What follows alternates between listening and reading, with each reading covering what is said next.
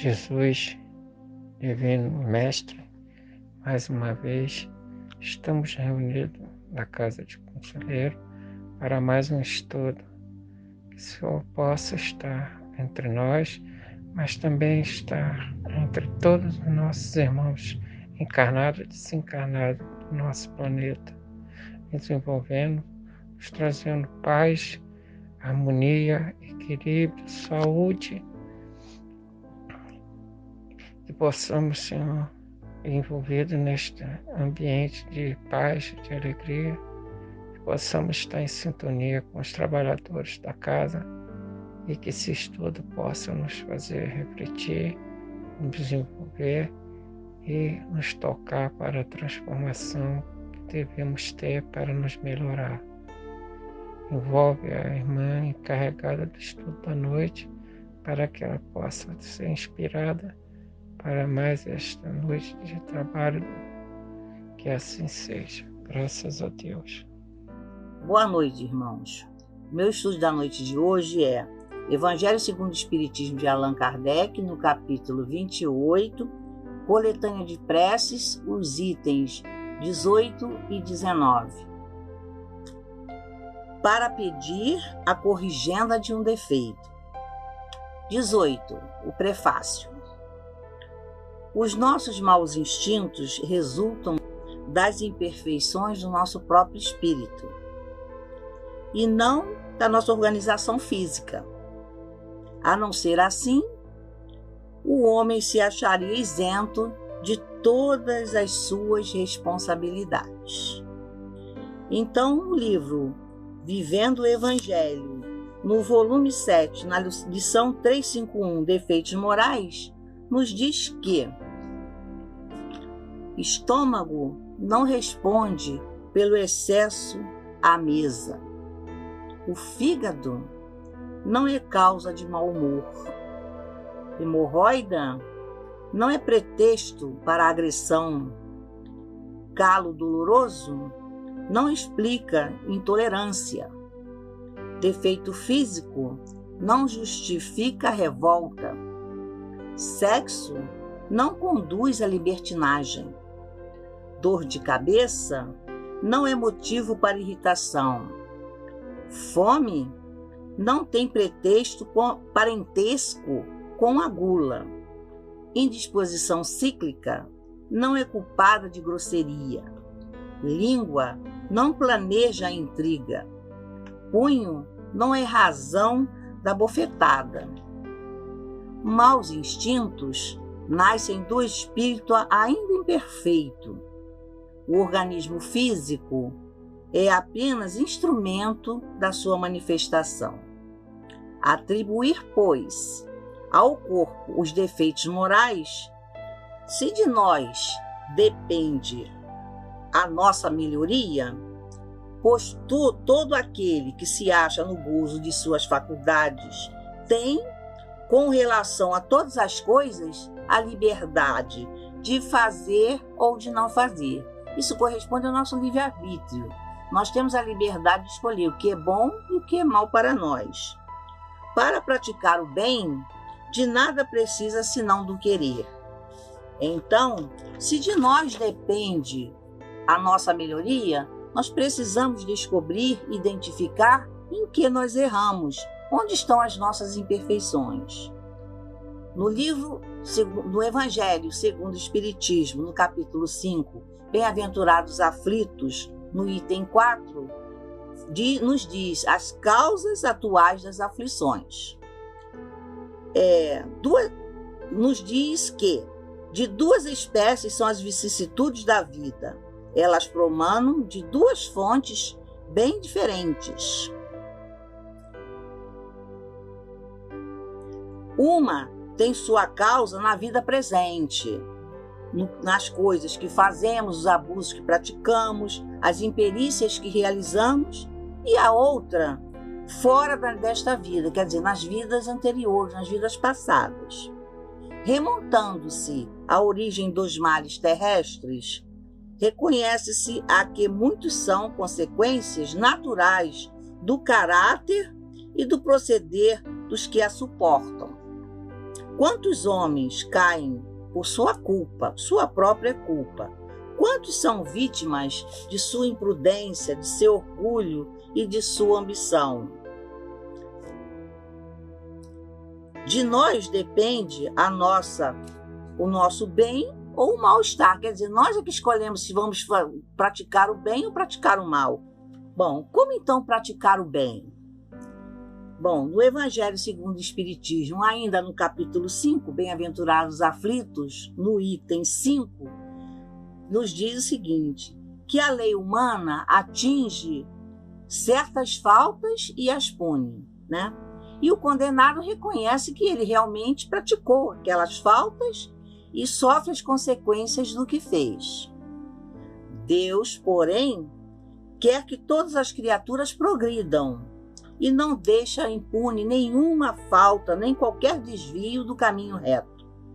Qualquer falta, mesmo as mais leves, nenhuma infração às leis de Deus, às suas leis, fica impune e acarreta inevitáveis consequências. Quer dizer, tudo que for feito de errado em relação à lei de Deus, qualquer prática, qualquer erro cometido, vamos sofrer as consequências dos males que nós praticamos, né? A experiência, algumas vezes, chega tarde e dizemos, se no começo dos meus dias eu soubesse o que sei hoje, quantos passos em falso eu teria evitado?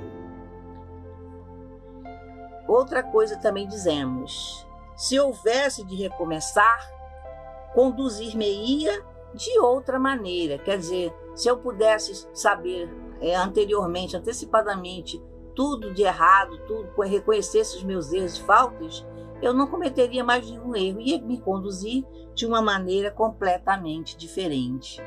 Às vezes, somos punidos pela nossa falta de experiência, pela nossa prudência e a falta de ser mais ponderados, né, mais tranquilos para analisar as situações. Para praticar o bem, de nada precisamos senão do querer, né?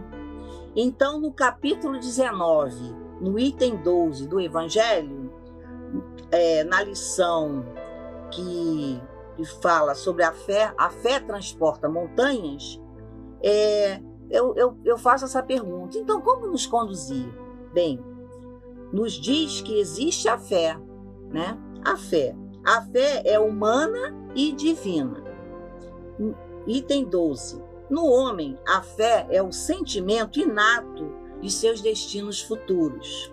É a consequência que ele tem das faculdades imensas depositadas em germe, no seu íntimo, a princípio em estado latente, e que lhe cumpre fazer desabrocharem e cresçam pela ação de sua vontade. Quer dizer, o germe divino da fé está dentro de nós e cabe a nós desenvolvê-la, estudando, praticando, só fazendo o bem, só tendo bons pensamentos e tentando cada vez mais ser um pouquinho melhor, né? Cristo, que operou milagres materiais, mostrou por esses milagres o que pode o homem fazer quando tem muita fé, isto é, a vontade de querer, é a certeza de que essa vontade pode obter satisfação. Quer dizer, pela força de vontade e pela fé, nós podemos fazer muitas coisas boas, né? Também os apóstolos, seguindo os seus exemplos, fizeram milagres, e muitos milagres, né? Curaram, né? A fé é humana ou divina, conforme o homem aplica às suas faculdades a satisfação de suas necessidades terrenas ou de suas aspirações celestiais e futuras. Repito, a fé é humana e divina. Se todos nós encarnados nos achássemos persuadidos da força que em nós trazemos, e se quiséssemos pôr a vontade a serviço dessa força, seríamos capazes de realizar o que até hoje nós chamamos de prodígios. E o que, no entanto, não passa de um desenvolvimento das faculdades humanas. Isso quem nos disse foi um espírito protetor em Paris em 1863. Quer dizer, se nós colocássemos toda a nossa força do querer, né, para resolver problemas materiais mesmo e espirituais principalmente, curas, estudar para sermos melhores, participar, desenvolvendo meios de ajudar o próximo, nós conseguiríamos, porque Jesus disse que a fé transporta montanhas. Se nós quiséssemos, nós poderíamos pegar uma montanha e transportar de um lado para outro, se nós tivéssemos essa fé operante, essa fé em ação, né? Se nós realmente quiséssemos ser melhores. Em resumo, conhecendo os nossos erros pela autoavaliação, procurar nos melhorar pela força do querer, quer dizer, pela fé e força de vontade, procurar sermos cada dia um pouco melhor, né? Colocar a nossa vontade em ação, então, e partir para uma melhoria real, nós conseguiríamos resolver todos os nossos problemas, esses problemas simples que a gente vive com a cabeça martelando sempre os mesmos problemas, as mesmas dificuldades que poderíamos resolver só com a força da nossa fé. E principalmente praticando o que Jesus nos ensinou. Item 19, a prece. Ó meu Deus, ajuda-me a distinguir o bem do mal, usando a inteligência que me deste. Ora, do momento em que reconheço que uma coisa é do mal, torno-me culpado, se não me esforçar por lhe resistir. Preserva-me do orgulho que me poderia impedir de perceber os meus defeitos e dos maus espíritos que me possam incitar a perseverar neles. Entre as minhas imperfeições, reconheço que sou particularmente propenso a dizer a imperfeição que você quer corrigir.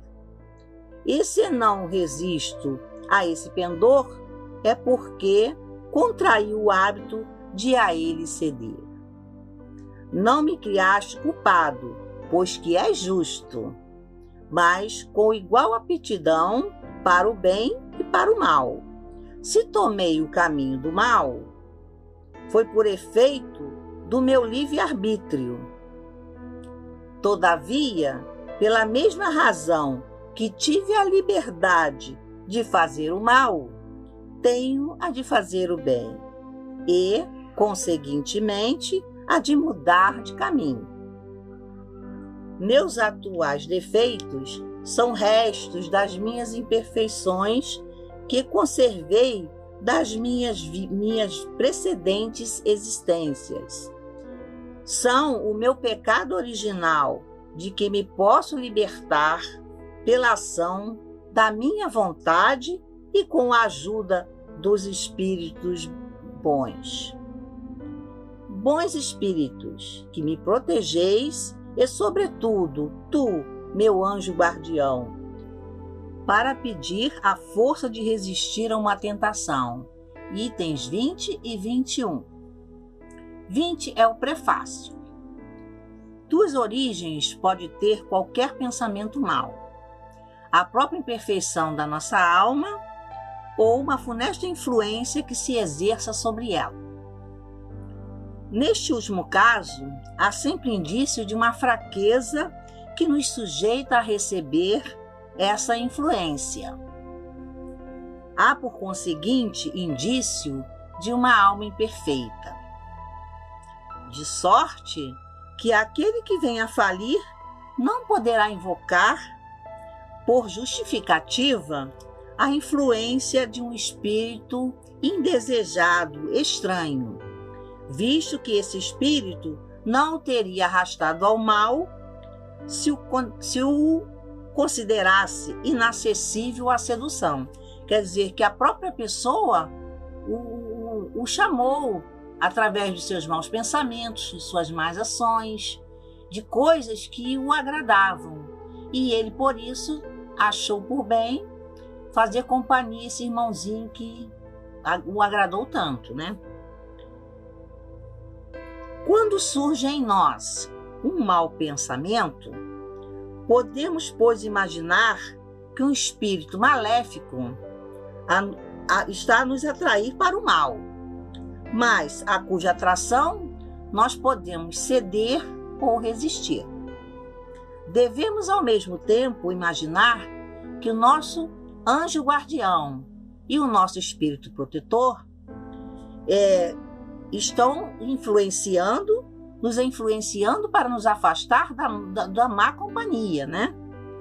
E espera com ansiedade que nós tomemos a decisão de os afastar. No capítulo 15, número 10 do Evangelho segundo o Espiritismo, ele nos diz como evitar o mal. Fora da caridade não há salvação. Submetei todas as vossas ações ao governo da caridade, e a consciência vos responderá. Não só ela evitará que pratiqueis o mal, como também fará com que pratiqueis o bem. Para fazer o bem, mister sempre se faz a ação da vontade, a ação do querer, né? Para se praticar o mal, basta, as mais das vezes, a inércia e a desocupação. Quer dizer, quanto mais inertes estivermos, não fizermos nada, e quanto mais despreocupados nós estivermos, mais coisas erradas nós vamos praticar, tá? Aí também, no livro Vivendo o Evangelho, volume 2, a lição 352, ela nos diz: se você percebe contradições em sua conduta, vive momentos de caridade e recebe ao mesmo tempo sugestões de egoísmo, exercita o perdão, mas ainda está sujeito à vingança, atinge as culminâncias da fé, mas volta à descrença, alcança o amor incondicional, mas retrocede ao ódio. Você acende a chama do bem e continua ainda na escuridão, com intimidade com essa escuridão. Então, você tem que recorrer a Jesus. Por quê? Porque Jesus compreende a sua dificuldade, fortalece o desejo sincero de renovação íntima e ampara a sua caminhada em busca do clarão do Evangelho. 21. A prece. Deus Todo-Poderoso, não me deixeis sucumbir à tentação que me impele a falir. Espíritos benfazejos, que me protegeis, afastai de mim os maus pensamentos e dai-me forças para resistir às sugestões do mal. Se eu sucumbir, merecerei expiar a minha falta, nesta vida ou em outra, porque tenho a liberdade de escolher. Graças a Deus, Deus me deu o livre-arbítrio para que eu possa melhorar, praticar o bem e chegar um dia a ser um espírito perfeito. Graças a Deus. Agora vamos à nossa prece. Ó Deus Pai de amor e misericórdia, gostaria de pedir por todos os nossos irmãos enfermos, pelos nossos irmãos do Caravana de Conselheiro, por toda a humanidade, pela paz mundial e por todos os necessitados do planeta. Mas também gostaria de agradecer por todas as graças recebidas até hoje e as que ainda vamos receber.